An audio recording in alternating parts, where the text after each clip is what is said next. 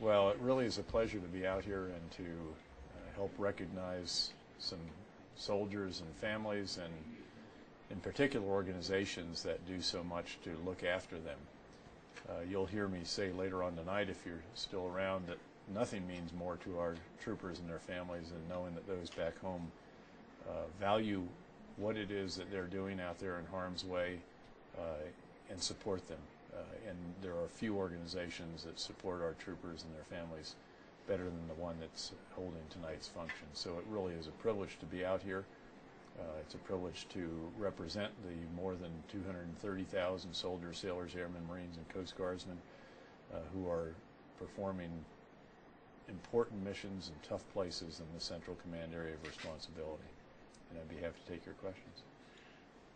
As a man who commanded troops, how special was it for you emotionally, mentally, to meet these wounded warriors that are right here behind us? Well, they've obviously done far more for our country than any country could ask of its young men and women, and it means a great deal.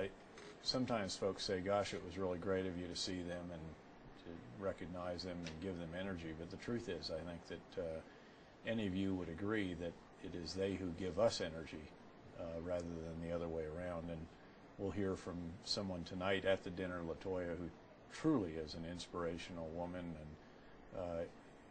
never follow a motivational speaker, and unfortunately that's my role this evening. But they're very special Americans, and it's so nice to see how they're being honored tonight, and it's also great to hear how our country is taking care of them, enabling them to go to college, to rehabilitate, and to do everything possible to help them deal with the terrible injuries that they've sustained.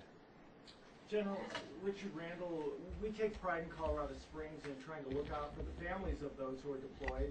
When somebody's halfway a world away and they're fighting, how important is it for them to know that they don't have to worry about their families, their wives, and their children back home? It is all important.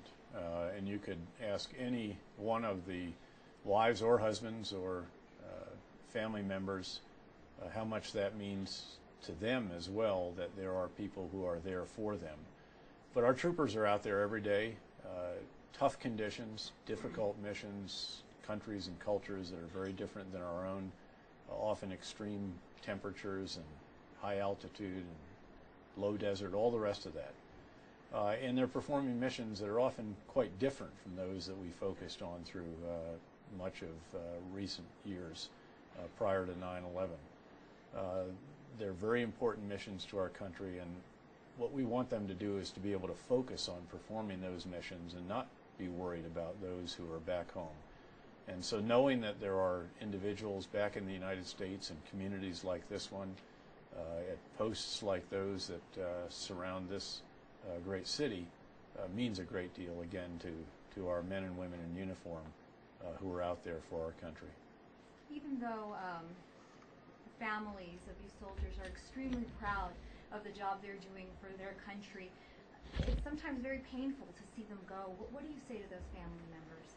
Well, I think you have to remind the family members how important the missions are that their husband, wife, father, mother is going off to perform. I've been through that. My wife has been Mrs. Dad for more than 5 years of deployments since 9/11, and then a heck of a lot more time away as the Central Command commander. And I think each time that I left, she and our kids realized that these are critically important tasks to our country. And I'd like to think that they're proud to have Dad go off and to perform them, and that I can assure you that I feel very privileged to serve with the finest military that our country's ever had, far and away the most experienced and truly deserving of the description, the title given to them by Tom Brokaw after he spent some time with them, with us in Iraq, when he called them the new greatest generation of Americans. Will you talk tonight about, tell the crowd, your thoughts on the current debate about troop surge in Afghanistan and what the president's debating right now? No, not tonight.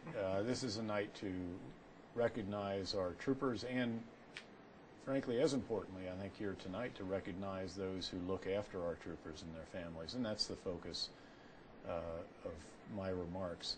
I'll note the progress that has been achieved in Iraq and also the challenges that still remain. I'll note the tough fight that we're in Afghanistan. And certainly there's been a very good and very healthy and very open and productive discussion back in Washington. I was just there yesterday. We had another Principals Committee meeting, as they're called. There will be another one on Friday, and then I think perhaps another session with the President next week. There is a sense that the decisions are coming soon, and again, I think that I know that whatever those are, we are certainly going to enable and to work very hard to do everything that we can with the resources provided to achieve the important missions that we've been given. What, who are you rooting for Saturday's Army Air Force? Well, you know, we love our wingmen in the Air Force. Speaking as an Army officer for a moment, rather than a Joint Forces commander, if I could, we treasure beyond anything the enormous support that's provided by those in blue, our Air Force comrades, our wingmen as we call them, those who are there when we need them, when we're in contact with close air support, providing the intelligence, surveillance, reconnaissance, the airlift, the engineering on the ground, the tactical air controllers, all the different functions that are performed by the great Air Force members of the Joint Forces team. But there's one day a year when I think we revert to our service of origin, if you will, and so it's tough to be here in an Air Force town, I guess, although there's an Army town here too, with Fort Carson. But obviously I'm rooting for the team from my alma mater on Saturday, although unfortunately we won't be able to stay here to watch it. But I did recently go back to West Point, the first football game I've been to in I don't know how long, and I'm very pleased to report that for the 35th anniversary, the homecoming game of the class of '74, which never saw a football game won during its senior year, we won the game several weeks ago on Saturday. Okay, thanks very much. You bet. So much. Thank you.